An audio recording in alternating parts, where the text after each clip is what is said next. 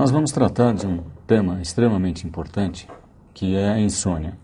E é extremamente importante não só pela alta incidência na população, mas pela complexidade e a dificuldade no seu diagnóstico e tratamento. Insônia, conceitua-se insônia como a dificuldade para iniciar, manter o sono, ou um sono não reparador, e com o comprometimento das atividades no dia seguinte. Esse é o conceito clássico de insônia. Mas para nós, insônia é muito mais do que isso. Talvez é a sensação e a percepção que o paciente tem que o sono dele não é normal, ou seja, ele tem essa dificuldade para dormir. Mas para a gente entender um pouquinho da insônia, nós vamos começar falando um pouquinho do que seria então dormir bem, quer dizer, o que seria o sono normal. Eu sempre digo que dormir bem envolve 3 aspectos: quantidade, qualidade e ritmo. Se a gente começar pela quantidade de sono, o que seria a quantidade de sono considerada como normal? Na população, nós dizemos que a quantidade de sono está por volta de 7 a 8 horas, mas isso é uma média. Tem indivíduos, tem pessoas que com menos de 7, 8 horas estão bem, dormem 6, 5 horas de sono, e tem algumas pessoas que necessitam de mais de 8 horas, 10, 12 ou mais horas de sono para se sentirem bem. Na verdade, o que define a nossa quantidade ideal de sono é exatamente nós acordarmos bem, estarmos satisfeitos com aquele sono e principalmente estar bem durante o dia. Isso é o que define a nossa quantidade normal, ideal de sono. Mas não basta dormir uma quantidade considerada como adequada ou normal. Nós temos que ter uma boa qualidade de sono. Qualidade de sono, na verdade, é a estrutura, a arquitetura do sono. Isso foi conseguido, foi permitido obter essa arquitetura, essa estrutura do sono, através de um exame que nós chamamos de polissonografia, que nós vemos então aqui como seria o registro de uma polissonografia, de um paciente sendo monitorado através de sensores e eletrodos. E isso apareceu, a polissonografia, no final da década de 60. E através desses sensores aderidos no couro cabeludo, sensores aderidos no canto dos olhos, aderidos aqui no mento, com esses sensores nós pudemos obter a estrutura, ou seja, os estágios do sono. Além disso, nós temos sensores que vão medir o fluxo aéreo, nasal e bucal, cintas torácicas e abdominais para registro dos nossos movimentos respiratórios, saturação da oxihemoglobina e assim por diante. De forma que, com a atividade elétrica cerebral, os movimentos oculares e a contração muscular mentoniana, é com essas variáveis que nós vamos obter a arquitetura ou estrutura do sono através dos nossos estágios. Nós, passando da vigília para o sono, nós entramos no estágio 1, que é a sonolência, é o primeiro estágio. Depois nós passamos para o estágio 2, onde nós temos elementos na atividade elétrica cerebral bem próprio desse estágio chamado estágio 2. Mas é o estágio seguinte, que nós chamamos de sono de ondas lentas, que é um sono bem mais profundo. 70 a 90 minutos após o início do sono, nós vamos entrar, então, numa fase do sono conhecida por muitos como o sono REM. REM vem da sigla do inglês Rapid Eye Movements, movimentos oculares rápidos. Foi a grande descoberta na década de 50 que se relacionou, então, o sono REM com os nossos sonhos. Então, é uma fase importante também do sono. Todas essas fases vão ocorrer de maneira dinâmica durante a noite, durante uma noite inteira de sono. Ou seja, de forma que no primeiro terço da noite, na primeira metade, nós temos uma maior quantidade de sono de ondas lentas, desse sono profundo. E a segunda metade, o terço final da noite, nós vamos ter mais sono REM. Então, essa é a estrutura, a arquitetura normal.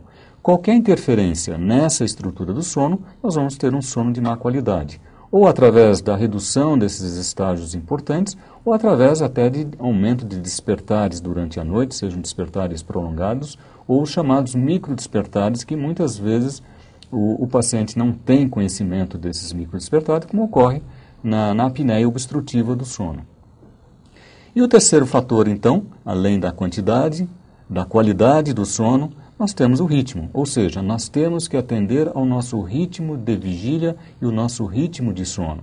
A média da população dorme por volta das 11 horas e acorda por volta das 7 horas. Porém, tem indivíduos que dormem mais cedo, acordam mais cedo, e tem indivíduos que dormem mais tarde e acordam mais tarde. Entendendo isso, agora nós podemos, então, passar para a insônia, né? Esse sintoma, esse quadro tão importante que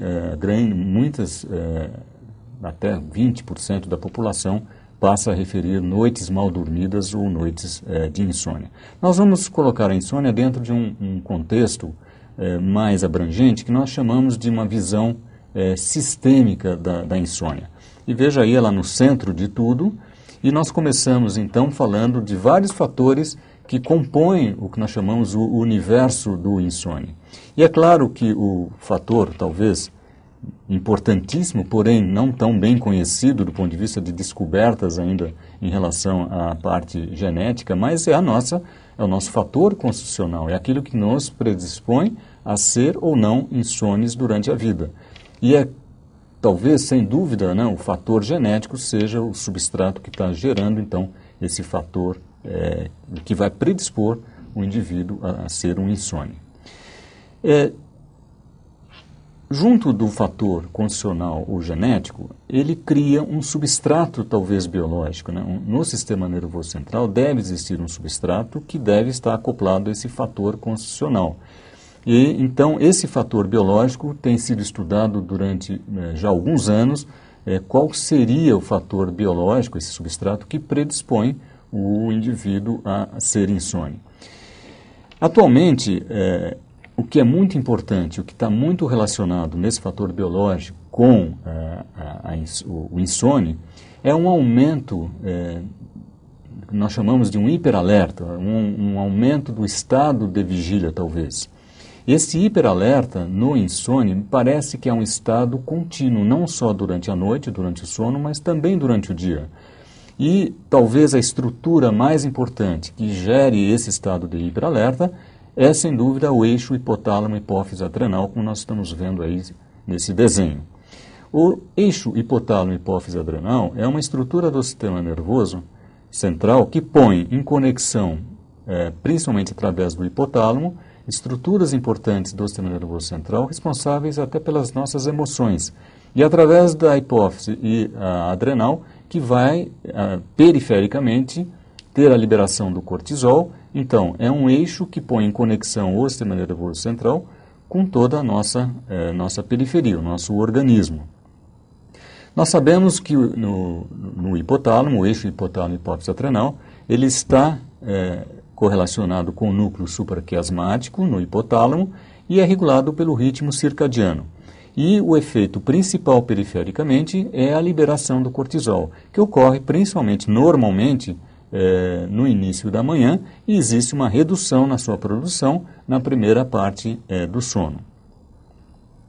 Os trabalhos têm mostrado, então, que nos insones crônicos nós observamos, então, uma hiperatividade desse eixo hipotálamo-hipófise adrenal, o que leva, então, a esse transtorno desse estado de hiperalerta, presente tanto durante o sono como também durante o dia.